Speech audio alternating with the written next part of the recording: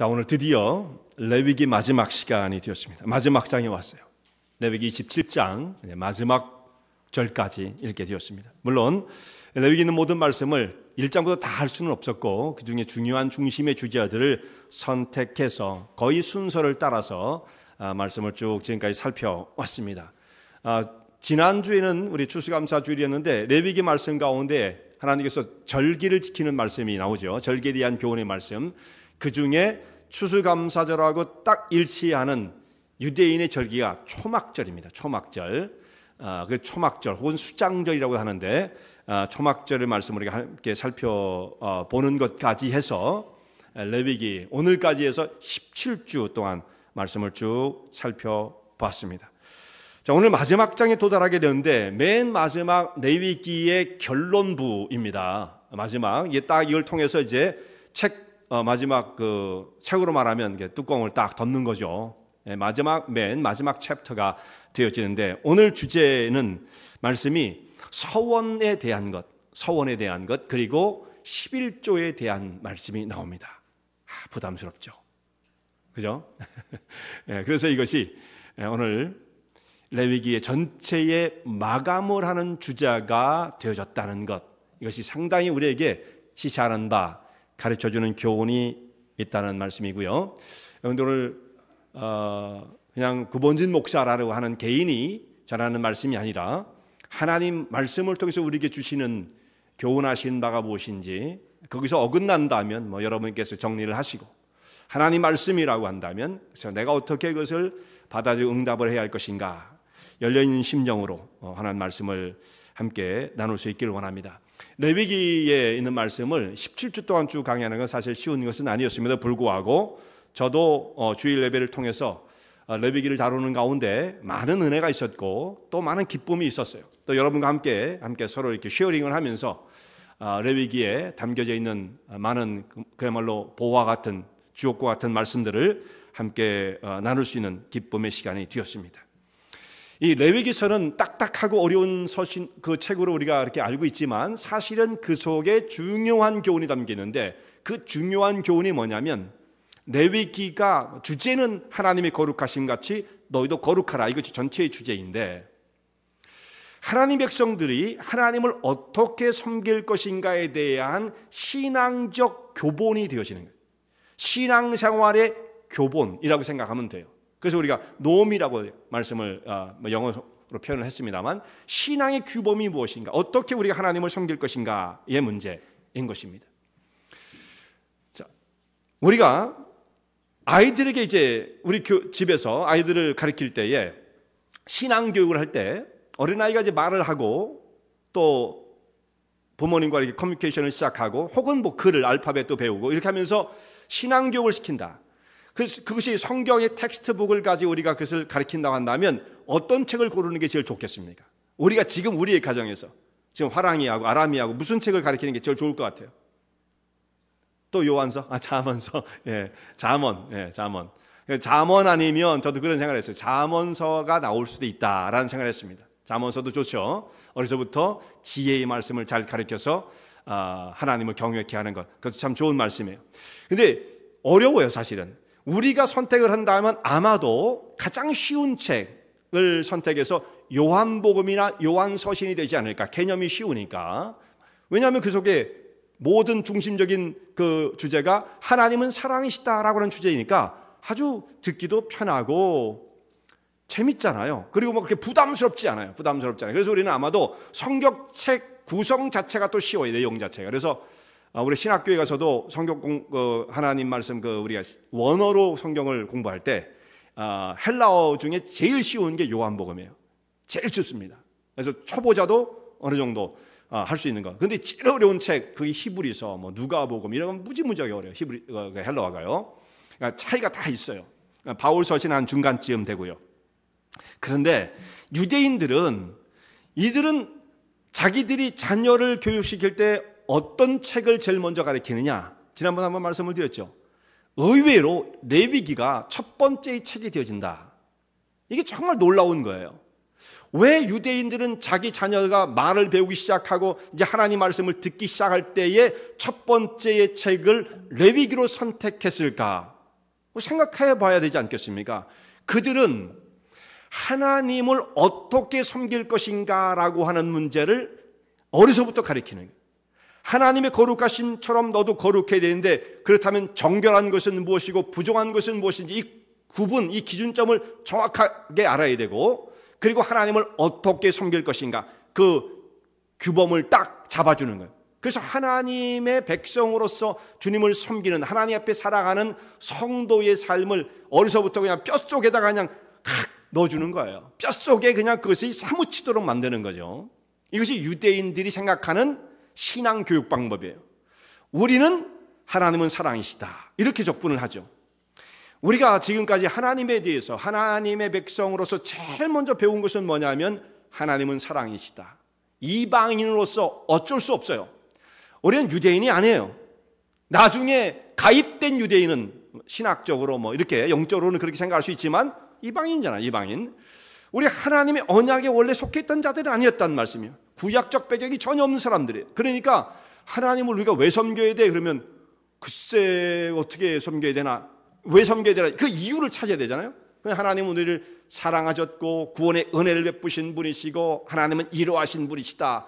그것이 가장 강조되어진 것은 하나님은 사랑이시다, 우리에게 은혜를 베푸셨다, 이거죠. 굉장히 좋은 거죠. 물론 이방인의 입장에서는 제일 첫 번째 접근을 그렇게 할 수밖에 없습니다. 그런데 유대인들은 무엇입니까? 유대인들은 이미 그것은 전제되어 있는 거예요. 하나님을 섬기는 거야, 당연히. 그렇게 태어났으니까. 그러면 어떻게 섬길 것인가의 문제죠. 그러니까 이들은 레위기를 딱 잡고 가르치는 거예요.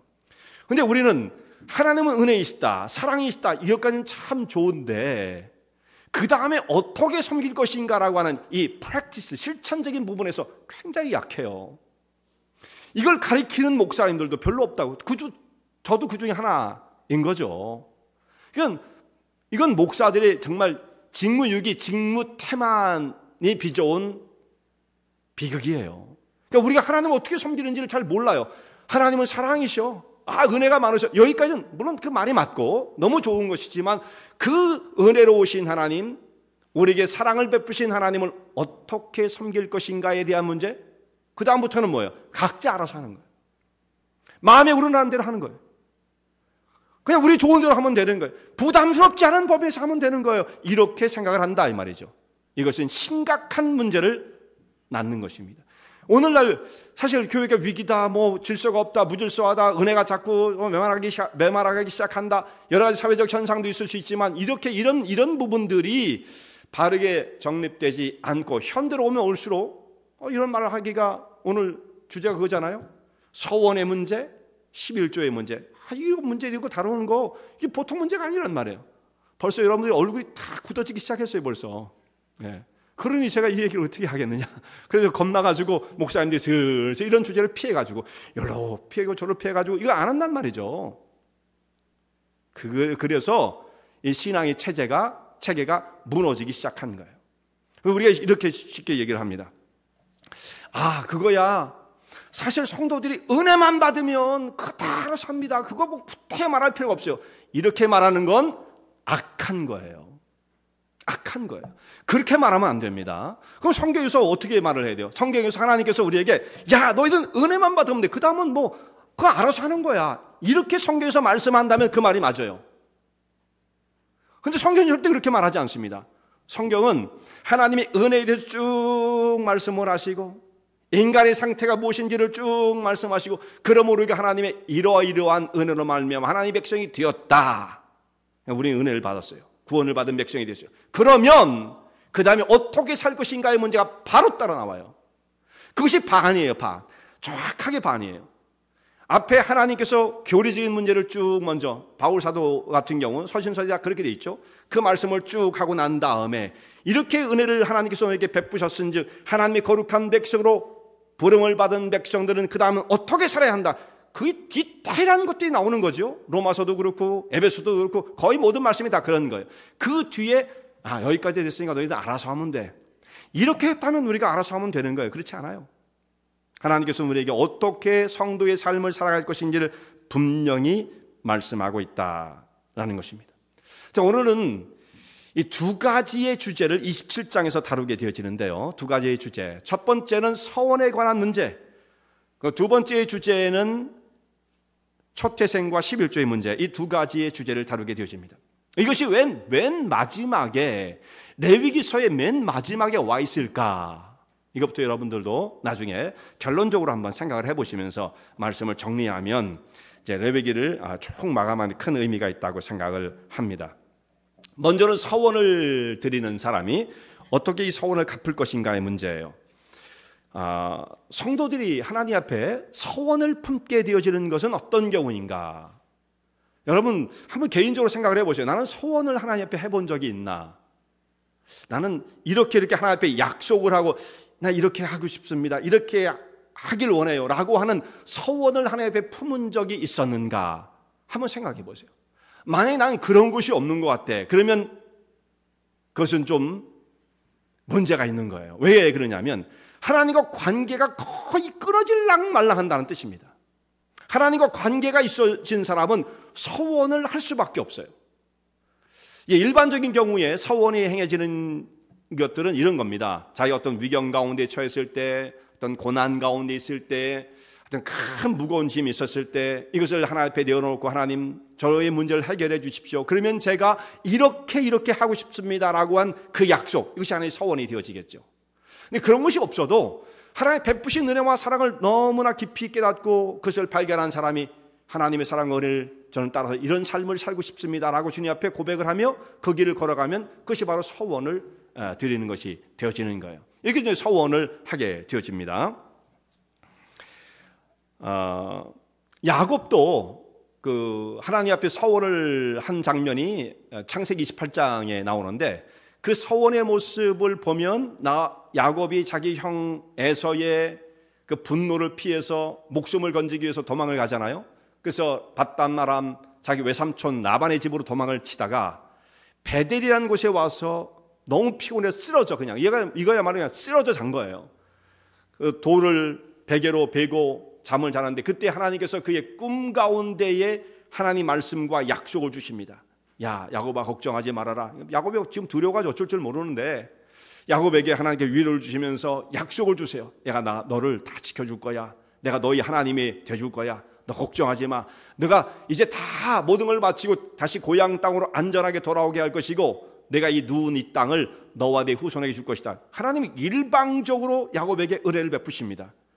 야곱이 두려움과 외로움 속에 도망을 치던 그 사람이 꿈을 꾸고 하나님을 만난 그때 얼마나 큰 힘을 얻었겠어요. 그때 일어나가지고 정말 여기가 어디야 깜짝 놀라게 되어지는 거예요. 그러면서 하나님 앞에 서원을 드립니다. 자기가 베고자 하던 그 돌을 이렇게 수직으로 세우고 하늘을 향해 세우고 거기다 기름을 붓고 제단을 쌓았다는 의미예요. 그리고 서원을 하는 장면, 이때 그 서원을 해서 야곱이 말을 했다고 하던 그 서원이 성경의 첫 번째 등장하는 장면이 창세기 28장이에요. 서원을 드렸다. 서원을 드렸다. 서원에 가장 기본적으로 드리는 것은 뭐겠습니까? 하나님께 어떤 식으로 서원을 해요? 여러 종류가 있겠지만 이런 경우겠죠. 하나님, 저는 일생을 하나님 나라와 영광을 위해서 살겠습니다. 뭐 이런 거겠죠. 저는 제 자신을 주님 앞에 드리길 원합니다. 이런 서원도 있을 수가 있겠죠. 그렇게 서원을 드린 사람, 그 다음에 이제 저는 제 생명을 주님 앞에 드리겠습니다. 이런 사람도 있을 수 있잖아요. 그러면 이 서원을 어떻게 이행할 것인가? 하나님 앞에 생명을 드리겠다 했는데 어떤 방법으로 드려야 되는 거예요? 이 생명을 어떻게 드려야 돼요? 이 생명을 드린다, 자기 일생을 주님 앞에 드린다라고 하는 것은 현실적으로는 모든 사람에게 다 해당되기가 어려워요. 레위인으로 태어난 사람은 원래 그렇게 부름을 받았기 때문에 평생 성막에서 하나님을 섬기면서 제사장을 옆에 두면서 이스라엘 백성들을 섬기면서 거룩한 사역을 하는 레위인으로 구별되어진 삶을 살 수가 있어요. 그런데 일반인들, 만약에 유다 지파로 태어났다, 베냐민 지파로 태어났다, 이런 사람이 은혜를 너무 깊이 깨닫고 하나님 앞에 자기의 삶을 드리길 원합니다 했는데 어떻게 드릴 것인가? 이런 방법은 있겠죠. 그 사람이 나실인으로서, 이건 나실인은 지파와 관계없어요. 자기 평생을 하나님 앞에 구별해 드린 사람으로서 삶을 살아가면 좋을 텐데, 일반인들이 그렇게 해서 사사가 된다거나 이렇게 한다면 모르겠지만, 이 일반인들이 그런 식으로 살아간다는 건 참 이건 쉬운 것이 또한 아닌 것입니다. 사사라면 모르죠. 그 삼손같이 단 지파의 삼손, 그 사람은 구별되어진 모습으로 바르게 하나님 앞에 드린 자의 모습을 가지고 살면 되는 거예요. 근데 보통 사람들은 그렇게 쉽지가 않은 거예요. 그러면 하나님 앞에 드린다는 약속을 했기 때문에 그 서원을 이행을 해야 되는데 어떻게 할 것인가? 자, 그런 사람들은 하나님께서 그 뒤에 이제 방법을 제시하십니다. 굉장히 현실적인 문제를 말씀하세요. 자, 나한테 너희가 생명을 바치겠다고 그랬지. 그렇다면 생명을 어떻게 바치겠느냐? 그것은 생명값을 환산을 해라. 이렇게 말씀하시는 거예요. 그래서 어린 남자아이, 소년 이런 아이들은 20세겔로 값을 치르고 또 여자아이는 10세겔로, 이게 좀 자존심 상해요. 사실 이 당시에는 그랬어요. 여러분 너무 자존심 상해하지 마시기 바랍니다. 남자는 20, 왜 여자는 10이야? 왜 그랬을까? 그때 당시에 관습이니까 너무 속상해하지 마세요. 지금은 여자분들의 몸값이 더 비쌀 거예요. 그렇게 생각하시고 위로를 받으시기 바랍니다.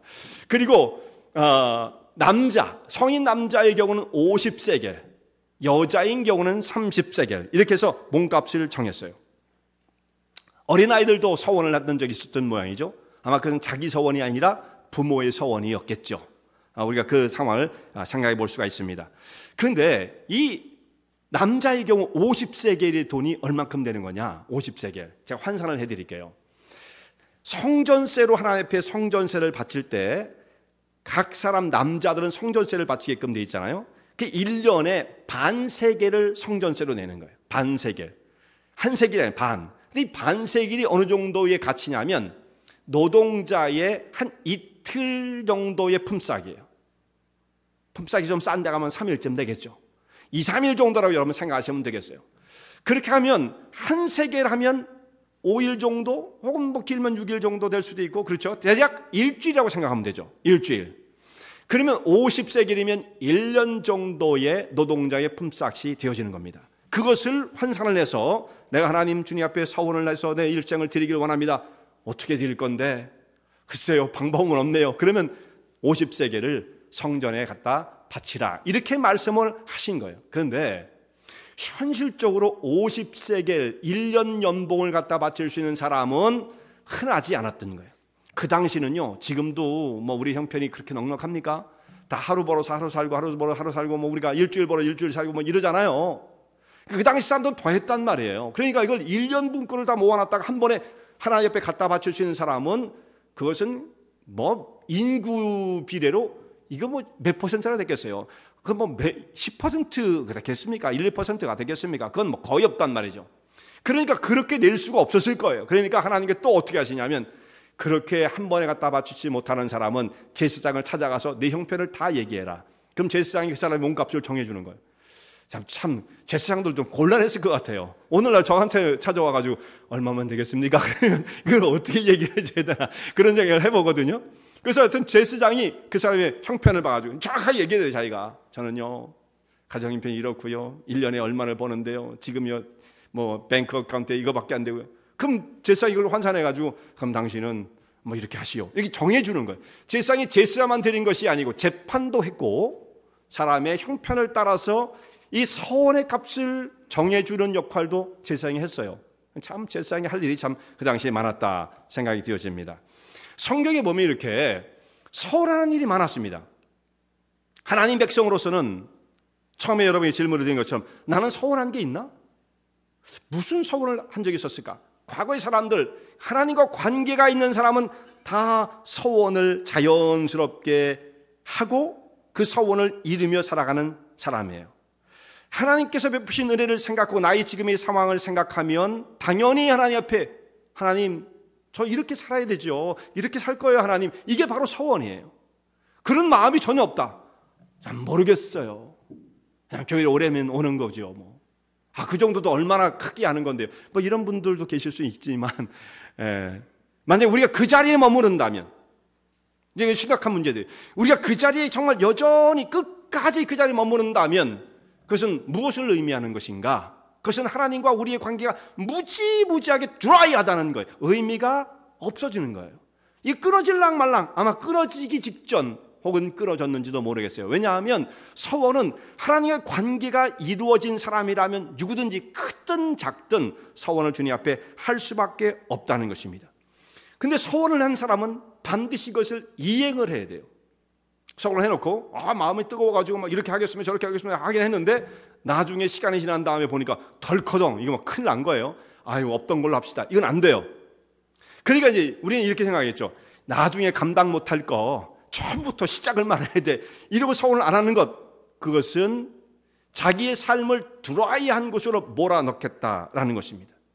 우리가 하나님 앞에 기쁜 마음으로 서원을 드리는 것은 내 마음속에 뜨거워지고 기쁨과 감동이 있는 것이고 신앙의 어떤 생명력이 살아있다는 것을 의미하는 것입니다. 또 그것을 통해서 하나님께서 얼마나 영광을 받으시겠어요.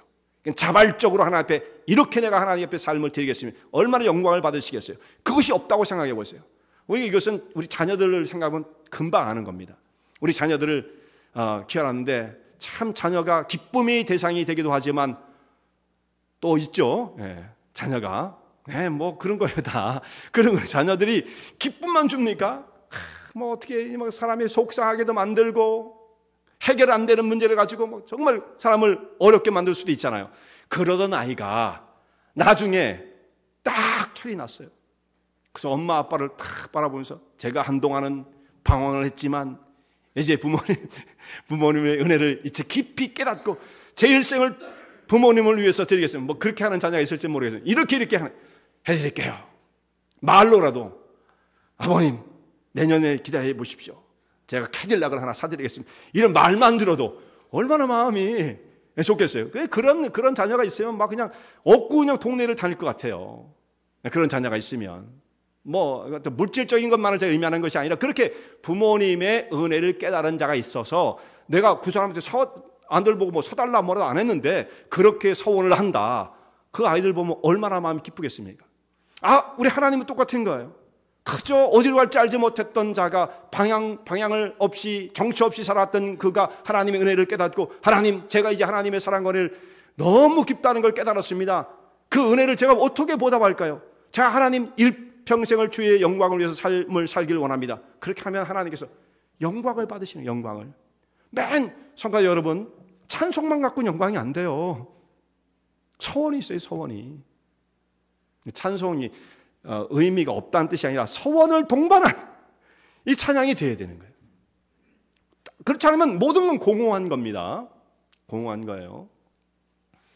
서원을 동반한 마음의 중심이 들여진 이 상태가 돼야 된다라는 말씀이죠. 근데 하나님께 드리겠다고 하는 것이 이제 우리의 몸만이 아니라 우리 일생만이 아니라 여기 드리겠다는 게 여러 가지 있을 수가 있어요. 뭐 짐승도 있고 또 자신의 집도 있을 수가 있고 또 어떤 사람은 땅을 하나님 앞에 드리겠다 이렇게 서원할 수도 있고 그래요. 근데 그것을 하나님 앞에 약속을 했다고 한다면 그것을 하나님 앞에 바칠 것이요. 또한 만약에 그것을 바치기에 어떤 문제가 생겼을 경우에는 그 정가의 5분의 1을 더하여 바치라. 그러니까 이것이 취소되는 게 아니라 그것의 5분의 1을 더하여 바치라 이렇게 돼 있어요. 나는 이 밭을 하나님께 드리기를 원합니다. 약속을 했는데 무슨 상황인지 이 밭을 도저히 드릴 수 없는 상황이 됐다. 그러면 이 정가의 5분의 1을 이거 플러스 5분의 1을 더하여서 하나님 대신 다른 것을 바칠 수가 있다. 이런 내용들이 쭉 나와 있습니다. 서원을 굉장히 중요하게 다뤄요. 근데 그 뒤에 있는 말씀 보면 그 다음에 이제 초태생과 11조의 문제가 나옵니다. 여기 두 가지 구분이 되어져요. 서원이라는 것은 무엇이냐면 누군가가 이스라엘 백성 중에 하나님 앞에 이렇게 드리기를 원하거든 이라고 되어 있으니까 그것은 뭐냐면 자원하는 마음으로 자발적으로 드리는 거예요. 자발적으로. 그러니까 이스라엘 모든 백성들이 100%다 똑같이 서원하는 것은 아니에요. 서원이라는 것이 없으면 들어와야 하는 것이라고 했지만 무조건적으로 해야 된다 이렇게 말할 수는 없어요. 그건 자원하는 마음으로 정말 하는 거예요. 그런데 그 다음번에 나오는 이 말씀은 우리에게 어떻게 적용이 되어지냐면 초태생과 11조는 자원의 마음이 아니에요. 그건 이스라엘 백성들에게 주어진 의무적인 것이다. 자발적인 것이 아니라 의무적인 것이다 라는 것입니다. 그러니까 사실은 여러분 초태생과 11조를 구별해 드리긴 드려야 되는데 그거 한다고 해서 엄청난 상이 있는 게 아니에요. 우리가 의무를 한다고 해서 무슨 상이 있습니까? 우리 그렇게 생각하죠. 와, 11조를 드려봐라. 하나님께서 뭐 하늘문을 열고 창고가 터지도록 부어주시지 않는다 보라. 시험해보라. 이런 말씀을 우리가 굉장히 좋아하잖아요. 말라기 3장 10절 있는 말씀을. 근데 사실 11조는 그런 개념이 아닙니다. 어떻게 보면 그것은 의무적이에요. 그걸 드린다고 해서 무조건 축복을 받아야 되는 게 아니에요. 진짜 축복을 받기를 원하는 사람은 서원을 내서 서원을 이행을 해야 돼요. 그래서 이것은 그 뒤에 나오는 것은 모든 이스라엘 백성이라고 한다면 다 여기에 해당되어진다라는 말씀입니다. 해당되어진 의무조항이다라는 말씀이죠. 짐승 중에 첫 새끼를 낳으면 첫 번째 새끼는 초태생은 반드시 하나님께 돌리라 이렇게 말씀하세요.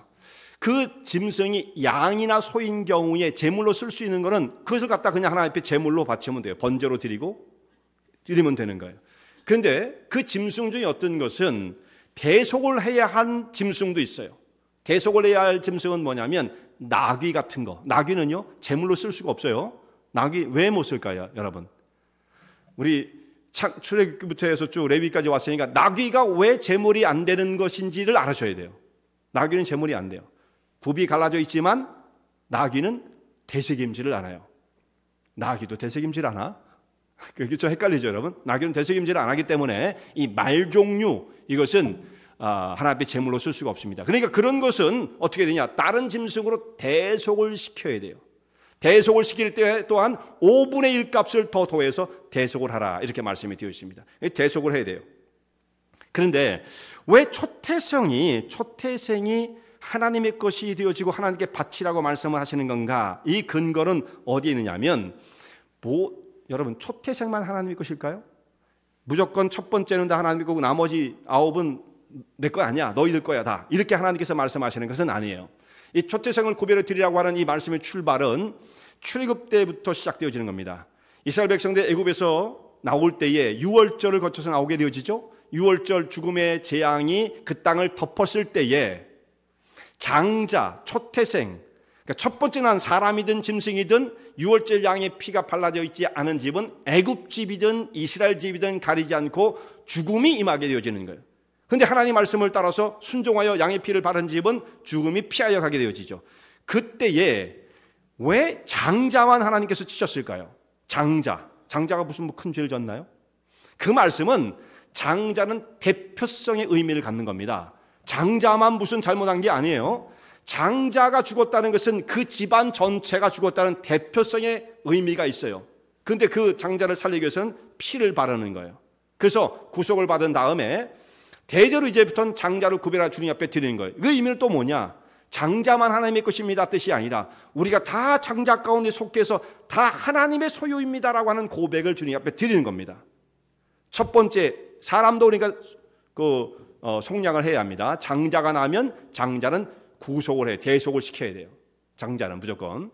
그것은 하나님 앞에 우리 모든 자들이 소속 하나님의 것이라고 하는 그 고백을 드리는 거예요. 하나를 구별해 바치는 것은 그 하나 속에 모든 것이 포함됐다고 하는, 그것을 기념함으로써 모든 것이 포함됐다고 하는 의미를 갖게 되어지는 것입니다. 여기 11조도 같은 의미를 갖고 있어요. 자, 땅의 소산을 얻게 되었을 때 보리를 경작했다, 밀을 경작했다, 그래서 추수를 했어요. 10가마니를 얻었어요. 그러면 그 중에 10가마니 중에 한 가마니를 하나님 앞에 드리는 것이다. 10분의 1을 구별해야 하나님 앞에 드리는 것입니다. 이것은 뭐냐? 이 땅의 모든 소산이 하나님의 것입니다 라고 하는 고백이 그 속에 담겨 있어요. 하나님, 이 10분의 1 중에 요것만 하나님의 것이에요. 나머지는 신경 쓸 거 없어요. 이런 의미가 아니에요. 하나를 드렸지만 그 하나 속에 전부가 포함되어 있는 대표성의 원리를 가지고 하나를 드렸으면 전부를 받으신 것으로 하나님께서 취하시는 거예요. 너희가 다 모든 것이 나의 소유라고 하는 것을 인정하고 고백하는 그 신앙을 받겠노라 이렇게 말씀하시는 거예요. 그래서 11조의 의미는 그 대표성의 원리가 담겨 있었던 것입니다. 밭의 소산 11조에 대해서 좀 반대하는 사람들도 요즘 최근에 나타나요. 근데 왜 그런 사람들이 있는지 참 세상은 어지럽습니다. 여러분 인터넷을 보면 별볼 처리가 다 있어요. 새벽 기도는 나쁜 거다. 어떤 사람은 주일 성수 나쁜 거라고까지 하나요? 하여튼 뭐 그거 필요 없다 이렇게 얘기를 하죠. 필요 없다. 11조 필요 없다. 이런 이상한 그 반기독교적인 그런 하나님의 교회를 무너뜨리려고 하는 이 독소 같은 것들을 독버섯을 여기저기 막 퍼뜨리는데 어리석은 사람은 어떻게 되냐면 그거에 탁 걸려들어요. 그래가지고 필요 없구나. 필요 없네. 이러고 자유함을 얻어요. 그 누가 좋아하겠습니까? 그 결과가 참 안타까운 일들이죠. 근데 그런 것들이 지금 인터넷에 막 퍼져나가요. 그래서 어떤 길을 보니까 인터넷 유튜브에 그 한국 목사님 같은데 11조 하지 마라가 설교 제목이더라고요. 그래서 이거 한번 열어도 들을까 하다가 시간 낭비일 뿐만 아니라 잘못하면 몇천 번인데 또 그것이 한 번이라도 조회수가 늘어나면 또 사람들이 더 관심을 가질까 봐 나라도 들어가지 말아야지 그런 생각을 했어요. 그런 것들은 정말 그야말로 이 독을 갖다 뿌리는 거예요.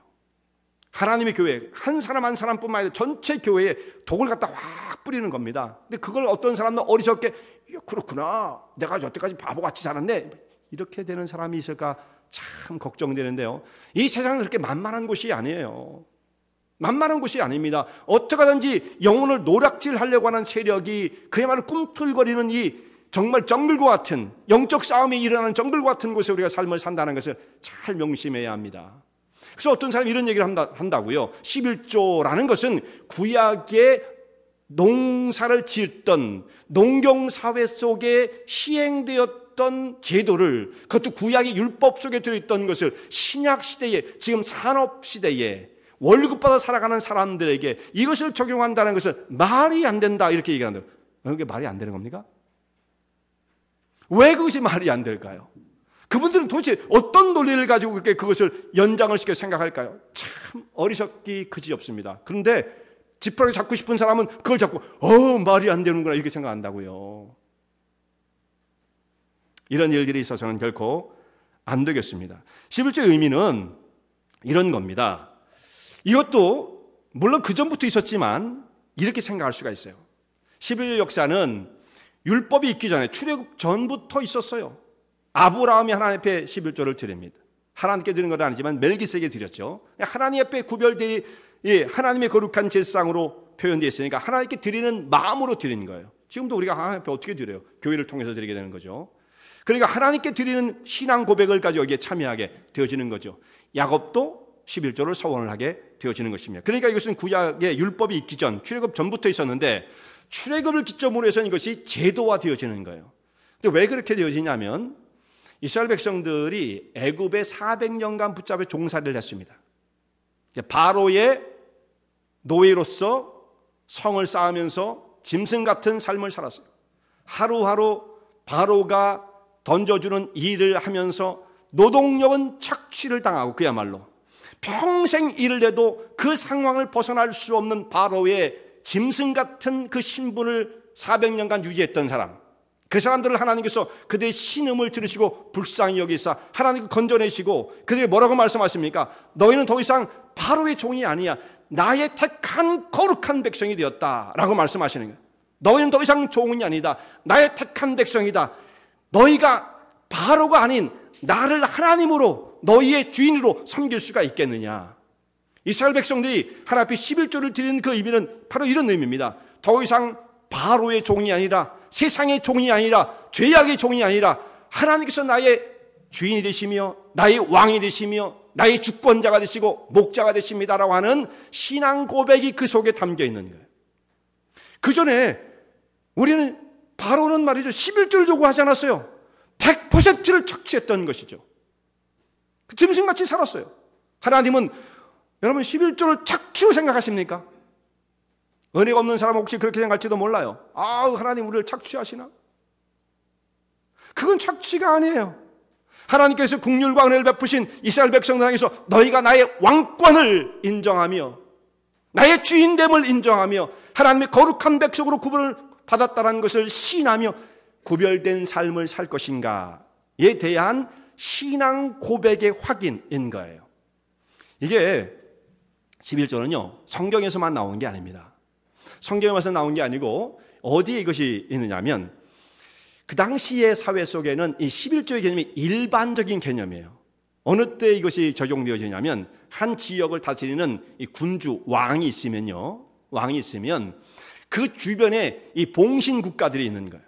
그러니까 그 속에 소속돼 가지고 신하처럼 조공을 바치는 조그만 나라들, 조그만 동네들이 있잖아요. 그러면 임금이 딱 그 중심, 황제라고 말할 수 있겠죠. 그 사람이 딱 있으면 그 신하들이 쭉 몰려와 가지고 그 앞에 절을 하면서 11조를 갖다 바치는 겁니다. 자기의 그 지역에서 나는 11조를 다 갖다 바치는 거예요. 그게 뭘 의미하느냐? 우리는 당신의 신하들입니다. 당신의 신하 국가입니다. 은총을 베푸셔서 성은이 만극하나이다. 이렇게 하는 겁니다. 그게. 그래서 이 주종의 관계를 확립짓는 것이 11조의 개념이었어요. 이것이 하나님 앞에 하나님의 백성들 성도들에게 적용되어지면 어떤 것입니까? 하나님은 우리의 왕이시요 구원자시요 주권자시요 목자이십니다라고 하는 그 신앙 고백을 주님 앞에 드리는 것이다 라고 하는 말씀입니다. 그런데 이것을 율법 시대에 적용된 것이므로 지금은 더 이상 우리가 이것을 시행한다는 것은 율법의 그늘 속에 다시금 들어가는 것이다 라고 말하는 사람, 그렇다면 그런 사람에게 우리는 이렇게 물을 수밖에 없습니다. 그렇다면 어떻게 섬길 것입니까? 지금 노음이 무너진 시대, 규범이 무너진 시대, 원하고 자기 하고 싶은 대로 내 마음속에 자발적으로 일어나는 대로, 자발적으로 뭐가 일어나겠어요? 사람에게. 사람이 어떤 존재이길래요? 사람 속에 무엇이 있길래 자발적으로 하나님 앞에 이 삶을 구별해 드릴 수 있는 그 신앙이 있단 말입니까? 만약에 우리가 그렇게 할 수 있는 능력이 있다고 한다면 하나님은 하나님의 은혜를 쫙 말씀하시고 나서 더 이상 그다음부터는 알아서 하는 거야 이렇게 하셨을 거예요. 그다음부터 알아서 해. 아니 내가 뭐 치사하게 그런 걸 얘기하겠냐 이렇게 하셨을 거예요. 근데 사람은 그렇게 할 수가 없습니다. 그러니까 하나님께서 규범을 딱 정하셔서 우리에게 일정한 성도들의 거룩하고 구별되는 삶을 요구하시는 것입니다. 그래서 이것이 말이죠, 우리가 하나님 앞에 바른 신앙적 결단이 없으면 이 일을 행할 수가 없어요. 솔직하게 여기 모이신 분들 가운데 이런 말씀을 들으면 이야 그 말씀 때문에 목숨이 끊어지는 것 같다. 내일부터 다음 주부터 내 교회를 와야 되는지 모르겠다. 이런 분이 계실지 몰라요, 솔직히. 자, 이거 어떻게 그걸 우리 보고 감당하라고 그러는 것이냐? 그 정도가 되어질 수도 있는 거죠. 그런데 여러분, 이 관문을 통과하지 못하면, 이건 신앙의 어떤 관문인데 이걸 통과하지 못하면 그 마음속에 뭐가 있느냐면 이 모든 것은 하나님 다 내 것이에요. 주님은 건드릴 생각하지 마세요. 내 삶의 영역에 침범하지 마세요. 내 건 내 거예요. 이것을 주장하며 사는 거죠. 그럼 하나님 왜 필요한 거예요? 하나님은 내가 필요할 때 부르면 와서 도와주시면 그것으로 감사하고 좋은 거지 더 이상 뭘 관여하시려고 드십니까? 라고 생각하는 거죠. 곧 하나님을 왕으로 섬기지 못하는 거예요. 그러니까 이 관문을 통과하지 못하면 하나님과의 영적인 정상적인 관계를 맺을 수가 없다라는 것입니다. 여러분들은 다르게 생각할지 몰라요. 야, 교회 재정이 부족한가? 그런 식으로 여러분 어프로치 하지 마세요. 아까도 말씀드린 것처럼 은혜 받으면 다 악한 거예요. 엔간히 만들어내는 교묘한 잘못된 생각들입니다. 근데 그런 일들이 지금 난무하고 있죠. 난무하고 있어요. 제가 늘 들어왔던 얘기가 그거예요. 젊었을 때부터 제가 목회를 했잖아요. 아, 목사님 그거 다 은혜 받으면 다 하는 거예요. 저는 그런 줄 알았어요. 순진해가지고. 그런 문제가 아닙니다, 여러분. 이것은 그런 문제가 아닙니다. 그래서 목사가 이 목회를 한다는 게 30대부터 저는 개척을 했습니다만 30대 뭘 알겠어요? 40세에 뭘 알겠어요? 이제 희끗희끗 머리 휘어지진 않지만 중년의 나이가 되어져 가니까 이 원리가 이런 거로구나. 내가 수많은 거짓말에 속아왔구나. 목사가 어리다는 것 때문에, 젊다는 것 때문에 수많은 사람들이 목사를 놀려왔구나. 근데 그건 목사를 놀린 게 아니에요. 하나님 앞에서 정직하지 못한 삶을 살았을 뿐이에요. 베델에서 야곱이 하나님을 만나고 딱 꿈속에 일어나니까 막 세상이 달리 보이는 겁니다. 자기 혼자 도망을 가다가 정말 절망 속에서 내가 정말 생명, 이 목숨을 부지할 수 있을 것인가, 그 절망 속에 도망을 가다가 하나님께서 그에게 내가 너의 보호자가 될 거야. 너 걱정하지 마. 내가 이 모든 걸 다 지켜줄 거야. 이 땅도 너한테 줄 거야. 이게 다 네 거야, 이거. 하나님 이렇게 말씀하시는 거예요. 그러니까 이 야곱이 일어나가지고 얼마나 놀라웠겠습니까? 그래서 하나님 앞에 거기서 제단을 쌓습니다. 돌베개 기름을 붓고 하나님 앞에 서원을 하죠. 자, 서원의 내용이 여기 세 가지가 나와요. 창세기 28장을 보면 여러분들이 좀 나중에 가서 좀 더 디테일하게 보실 수 있기를 바랍니다. 거기 보면 세 가지의 서원이 내용이 나오는데, 첫 번째, 하나님께서 나를 안전하게 지켜 이 고향집으로 돌아오게 하시면 하나님은 나의 영원한 하나님이 되실 것입니다. 그 뜻은 뭐예요? 나는 하나님의 백성이 될 것입니다. 이 뜻이죠. 그 두 번째는 뭡니까? 이 전이 하나님의 전이 될 것이며, 이곳이 이 기둥을 기름 부었던 그 기둥, 이곳이 하나님의 전이 될 것입니다. 세 번째는 11조, 내가 얻은 소산의 11조, 모든 소득의 11조를 주님 앞에, 여기 뭐라고 되어 있어요? 28장에 반드시라고 해요. 반드시. 거기엔 반드시가 더 있어요. 반드시 드리겠습니다. 이렇게 말씀되어 있어요. 근데 이 세 번째, 이 세 가지의 서원을 드렸는데 마지막 세 번째 11조를 드리겠다는 것은 각각 따로의 서원이 아니라 앞에 있는 두 가지의 서원, 하나님은 나의 영원한 하나님이 되실 것입니다 라고 하는 것과 이곳이 하나님의 전이 될 것입니다 라고 하는 그 두 가지의 약속을 이행하는, 그 약속을 신실하게 이행하는, 그것을 이행하기 위한 수단이에요. 11조를 드리는 것이. 그러니까 11조는 어떻게 보면 서원의 그 영역에 들어가는 것은 아니에요. 주여 하나님 내가 11조를 드리겠나요? 뭐 11조를 드리고 말고를 해. 그것은 무슨 그 서원이야. 서원의 영역이 아니잖아요. 여기는요. 서원의 영역이 아니에요. 서원은 앞에 다른 거예요. 다른 거. 여기는 의무조항이에요. 어떻게 보면 이스라엘 백성들에게는. 그리고 야곱도 마찬가지입니다. 이 두 가지를 신실하게 시행하기 위해 보장장치로 저는 11조를 반드시 드리겠습니다. 왜 이것이 보장장치가 되느냐?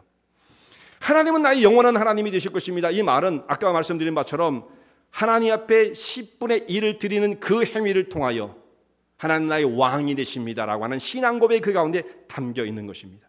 봉신 국가들이 황제에게 나와서 11조를 드리며 황제시여 영광을 받으소서, 우리를 잘 다스려 주소서 했던 그 모습하고 똑같은 거예요. 저는 하나님의 종으로서 주님과의 관계를 가지고 하나님을 끝까지 신실하게 섬기는 자가 될 것입니다라는 고백이 첫 번째의 서원이요. 두 번째는 여기가 하나님의 전이 될 것입니다. 이것은 평생토록 주님을 섬기며 예배를 드리며 거룩한 삶을 살아가겠습니다라고 하는 그 서원이 되어지는 것이죠. 오늘날로 말하면 어떻게 되겠습니까? 여기가 거룩한 하나님의 전이 될 것입니다. 그 하나님을 섬기며 살아가는 것은 그 당시의 모습은 지금과 우리가 좀 달랐지만 지금은 하나님의 교회를 중심으로 해서 이루어질 수밖에 없는 거예요. 하나님의 교회가 만약 이 땅에 존재하지 않는다고 한다면 우리가 개인적으로 신앙을 주님 앞에 간직하며 믿음의 길을 갈 수 있는가? 그건 불가능한 거예요. 무교회주의자들은 교회 파괴주의자들이에요. 있을 수가 없는 거예요. 그것은요. 하나님의 교회가 바르게 세워지지 못하면 내 신앙 또한 설 수가 없는 것입니다. 그러니까 여기가 하나님의 전이 될 것입니다. 어떻게 그 전을 유지할 수가 있겠어요? 성도들의 헌신과 참여와 봉사와 정말 우리의 삶을 주님 앞에 쏟아붓는 자발적인 헌신이 없이는 하나님의 교회는 세워지지 않아요. 나는 안 하고 싶어. 나는 안 하고 싶어요. 다른 사람들이 다 해놓으면 난 그냥 들어가서 그냥 있고 싶어요. 이런 사람이 점점 많아진다고 한다면 어떻게 되겠습니까? 하나님은 누구에게 그걸 요구하시는 거예요? 누구에게? 특별한 사람들이죠. 나는 아닌 것 같아요. 그러면서도 나 천국은 가기를 원하죠, 우리가요. 이게 하나님께서 우리에게 말씀하시는 바예요. 구본진 목사의 말이 아닙니다, 여러분. 의문이 있으면 나중에 조용히 물어보시기 바랍니다. 제 말이 아니잖아요. 하나님 앞에 우리의 삶을 드려 헌신하겠습니다. 이 두 가지 앞에 있는 서원을 이해하기 위하여 11조는 자동으로 따라오는 것이었다 라는 말씀이죠. 근데 지금 교회를 돌아오면 지금 교회가 너무 세속적이고 약해져 가고 헌신이 없고 이렇게 되어져요. 왜 그러냐? 세속적인 물결이 막 교회 속으로 침투해 들어오니까 교회가 문제야 얘기를 하고 다니잖아요. 근데 그 중에 제일 큰 문제는 뭐냐? 다 진단이 뭐 틀린 것 같고 다 맞겠지만 그 중에 제일 큰 문제는 헌신이 줄어들었다는 거예요. 헌신. 근데 헌신이 왜 줄어드느냐? 잘 생각해 보세요. 우리는 그전보다 훨씬 더 잘 삽니다. 자, 작년보다 훨씬 그 정도로 비교하면 우리는 못 살지 모르지만 10년 전을 생각해 보세요. 20년 전을 생각해 보세요. 30년 전을 생각해 보세요. 그때보다 훨씬 몇 배를 잘 살죠. 저는 93년도 여기에 와가지고 목마를 때 45센트가 아까워서 콜라를 못 먹었던 사람이에요. 지금 저도 안 먹어요. 당 때문에. 예, 그때보다 지금 얼마를 잘 삽니까? 그런데도 사람은 뭐냐면 헌신이 줄어드는 거예요, 지금은. 그러니까 이거 여러분 물질이 없어서가 아니에요. 물질을 향한 욕망 때문에 이것이 안 되는 거예요. 물질의 욕망에 예속이 되어지고 종이 되어서 하나님의 왕되심을 고백할 수가 없는 거예요, 우리가요. 그래서 말로는 우리가 하나님 나의 구원자, 나의 구원주 이렇게 다 고백을 하며 삶을 살지만 실제로는 인정을 안 하는 거예요. 인정을 안 해요. 이게 어떻게 목숨이 끊어지는 것 같은데 어떻게 해요? 이러는 거죠. 절대로 목숨 끊어지진 않습니다. 우리를 둘러싼 허다한 증인들이 그걸 증명해 주고 있어요. 목숨 끊어지지 않은 사람들이 얼마나 많은데요. 거기에 수월하게 은혜롭게 신실하게 참여하는 믿음의 백성들 때문에 지금 하나님의 교회가 지금까지 올 수가 있었던 거예요. 제가 만났던 사람들 가운데에 짧은 목회 생활이지만 자, 옆에서 보면 정말 한숨이 절로 나오는 사람이 있어요. 어떻게 앞으로 이 험악한 세상을 어떻게 헤쳐나가려고 그럴까? 저 몸으로, 저 환경에서 아이들은 줄줄이 딸리고 혼자 해도 힘들 텐데 그 받는 월급이 그냥 미국 오자마자 그냥 쥐꼬리만한 걸 받아가면서 어떻게 살 것인가? 제가 그분을 보면서 제가 한숨이 아이고 큰일 났다. 저런 분이 우리 교인이니 앞으로 어떻게 해야 되나? 어떻게 도와야 되나? 이런 생각 한숨이 나와요. 그런데 그분이 한국부터 신앙생활하던 그 몸의 체질이 배 있어가지고 이분이 300불을 벌면 30불을 11조를 하는 거예요. 야, 30불 벌었구나. 300불 벌었구나 이번 주는. 야, 이걸 갖고 저분이 어떻게 아파트급 나고 어떻게 살까? 이러면서 시작했던 그 삶이 있었어요. 그 자녀를 그래도 신앙으로 교육을 시키고 그렇게 사는데도 기적이 일어나는 거예요. 왜냐하면 그 사람이 한 번도 누구에게 돈 꿔달라는 말을 들어본 적이 없어요. 그런 말 안 합니다. 근데 비슷하게 출발했던 사람은 맨날 돈 꾸러다녀요. 맨날 돈 꾸러다녀. 맨날 돈 꾸면 좀 갚아야 되는데 안 갚아요. 그 사람이 몇만 불 했어요. 몇만 불. 돈 그렇게 꿔주는 거 주면 돼요. 그냥 꿔주진 마세요. 주셔야 돼요. 받을 생각하면 시험에 듭니다. 그 두 사람을 비교해보면 너무 다른 거예요. 너무 달라. 한 집은 정말 가난하고 더 힘든데 자녀를 줄줄 딸리고 그런데도 하나님 앞에 헌금을 드리고 헌신을 하며 봉사를 하며 자녀를 믿음으로 키우고 너희들도 하나님 앞에 소득을 얻었으면 반드시 11조를 해야 된다. 이걸 가르치면서 성장을 했어요. 대학을 나오고 직장을 가고 그들이 처음에 이들이 직장 다니면서 헌금을 시작하게 했어요. 자, 그런 역사가 있었다라는 것입니다. 그런 전설적인 역사가. 하나님께서 그런 사람들을 돌봐주시는 거예요. 비록 그 사람이 세상에 화려한 궁전같이 사는 건 아니지만 하나님께서 그들의 삶을 넉넉하게 지켜줄 수 있다는 말씀이에요. 그 사람이 그걸 안 했더니 더 부자가 됐을까요? 여러분 그렇게 계산하십니까? 하나님의 나라에서? 또 한 분을 제가 그리스도 안에서 알고 있는 분을 만났는데 이분은 남편과 아내가, 내가 새벽기도에서 잠깐 말씀을 드렸던 바죠. 남편과 아내가 직장생활을 합니다. 이 가정이 어떻게 정했냐면 남편이 버는 것은 생활비로 쓴다. 아내가 버는 것은 100% 하나님 나라를 위해서 쓴다. 정했어요. 야, 그것이 가능할까? 그걸 실천하며 삽니다. 이 사람이. 실천하며 살아요. 그래서 남편보다 아마 아내가 더 많이 벌 것 같아요. 제 생각에는.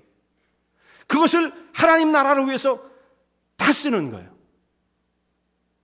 우리는 상상도 할 수 없는 일이 어떻게 그런 일이 벌어질 수 있을까? 그런 일이 있습니다, 여러분. 그런 일이 있어요.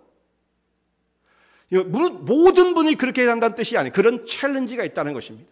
아마 그분은 1년에 제가 모르긴 해도 10만 불까지는 될지 안 될지는 모르지만 그분이 하는 것으로 봤을 때 넘을지도 몰라요. 그것을 그 사람은 자기가 더 좋은 집으로 가고 더 좋은 차를 가고 얼마든지 할 수 있죠. 그렇게 안 해요. 그래서 제가 그런 분을 만나고 나서 정말 챌린지를 받았어요. 야, 오늘날 마지막에 교회가 뭐 다 뒤틀리고 뭐 다 사람들이 뭐 세속화되고 그랬다고 하지만 남은 자가 있다고 그러더니 정말 남은 자가 있구나. 그런 사람을 만나게 되었어요. 많은 위로가 있었습니다. 레위기 가르침, 하나님이 거룩하니 너희도 거룩하라고 말씀하시는데 이 말씀을 우리가 어떻게 실천하며 살 수 있을 것인가? 그 맨 마지막 결론적으로 하나님 백성들에게 당부하는 말씀, 그리고 딱 레위기의 뚜껑을 덮는데 서원의 문제, 11조의 문제예요.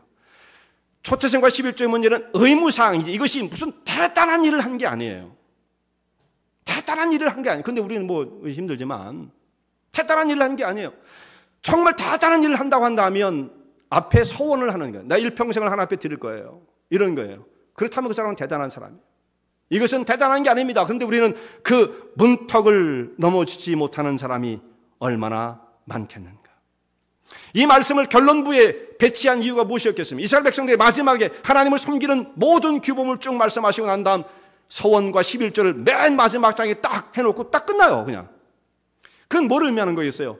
너희가 아무리 하나님을 섬긴다 모든 모양을 다 갖춘다 할지라도 이 경제적 문제가 하나님을 향해서 헌신되지 않았다고 한다면 거룩은 유지할 수 없어. 하나님을 섬기는 방법은 다 깨어지는 것이야 라고 우리에게 교훈을 던지는 것입니다. 인간은 물질에 대한 이 욕망이 굉장히 강렬해요. 모든 사람이 다 그렇습니다. 그걸 초월한 사람이 누가 있어요? 황금보기를 돌같이 하라? 그런 세상에 새빨간 거짓말이 어디 있어요? 그것처럼 우리의 관심의 주목의 대상이 되는 게 세상에 어디 있어요? 얼마나 그 물질적인 것이 인간의 마음이 강렬합니까? 오죽하면 모든 세상은 물질로 되어 있다. 물질이 최고다. 물질이 모든 것을 평가한다라고 하는 유물사관이 거기서 나오는 거예요. 유물사관. 물질로 모든 것을 다 말하는 거예요. 지금 공산주의 사상이 다 깨지고 의미 없는 것이 됐지만 거기에 신봉했던 사람, 지금도 따르는 사람이 있잖아요. 어리석은 사람들이. 물질이 모든 것을 지배한다라고 생각하는 유물사관이 나올 만큼 인간은 물질에 대한 집착이 엄청나게 강해요. 그런데 여러분, 우리가 하나님을 믿는 하나님의 거룩한 백성으로서 물질에 대한 집착이 없는 사람은 없지만 이것이 하나님을 향한 것보다 능가하면 안 돼요. 그러니까 하나님을 섬기는 백성으로서 이 모든 것들을 초월할 수 있어야 돼. 그래야 그것이 하나님을 섬기는 믿음의 백성이 되어지는 것입니다. 자, 이것이 어떤 사람에겐 상상도 못할 챌린지가 될 수도 있겠지만 어떤 사람은 지금은 어떤 사람은 막 이거 10m 뛰어넘는 것처럼 힘든 사람이 있죠. 10m 담을 뛰어넘는 것처럼 불가능한 사람처럼 보일 수 있어요. 근데 어떤 사람은 그냥 가볍게 그걸 건너뛸 수 있어요. 사실 마음먹기에 달렸습니다. 마음먹기 달렸어요. 분명한 것은 그 10분의 1을 내가 더 간직하고 움켜진다고 해서 더 부자 되는 건 아니에요. 분명한 사실입니다. 더 부자 되는 건 아니에요. 그것이 없다고 해서 우리가 가난해지는 거 아니에요. 오히려 반대일 수가 있어요. 반대일 수 있어요. 이건 제가 드리는 말씀으로 오해하지 마시기 바랍니다. 앞으로는 정말 기회가 나면 날 때마다 저는 이 말씀을 더 강력하게 외칠 거예요. 여러분 이 가운데 참여를 하셔야 됩니다. 남들이 다 밥상 차려놓은 데에 와서 숟가락만 얹으면 된다. 그런 생각을 가지면 안 돼요. 모두가 다 헌신을 해야 돼요. 모두가 다 헌신을 해야 돼요. 은혜와 지를 교회 힘들어서 못 나가겠다. 그래도 할 수 없어요. 그래도 할 수 없어요. 이것을 적당하게 덮고 갔던 지금까지의 교회의 관행들이 교회를 지금 이 모양으로 만들어 왔던 것입니다. 그건 제 말이 아니고 오늘 레위기에서 결론으로 우리에게 던져주는 하나님의 메시지입니다. 이 세상에서 하나님의 보호와 인도하심이 있어야 합니다.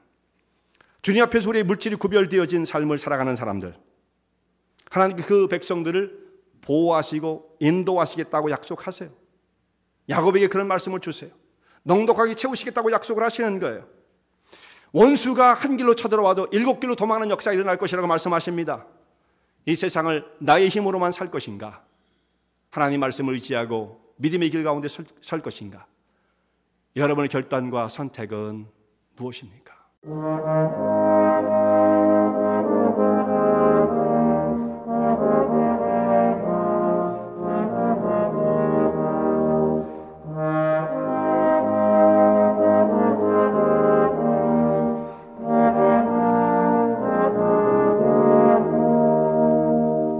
설교 말씀을 듣고 신앙 상담을 원하시는 분들은 847-962-4412번으로 전화 주시기 바라며 은혜와 진리 장로교회는 230 US 하이웨이 45번 인디언 크릭 일리노이 60061에 위치하고 있습니다. 주일 1부 예배가 아침 8시, 2부 예배가 11시에 있으며 새벽 기도가 매주 화요일부터 토요일까지 오전 6시에 있습니다. 그리고 금요 성경 공부가 저녁 8시에 있습니다. 하나님의 은혜와 은총이 항상 여러분과 함께 하시길 바랍니다.